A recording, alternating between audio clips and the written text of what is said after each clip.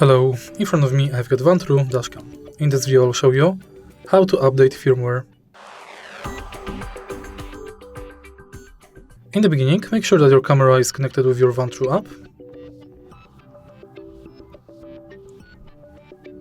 Go to About, and if there's any update available, you'll get notification right here. Select it. Tap Download. Transfer to dashcam. Confirm.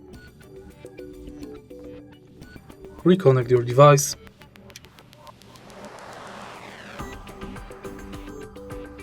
And it's done. If you find this video helpful, please leave a like, comment and subscribe.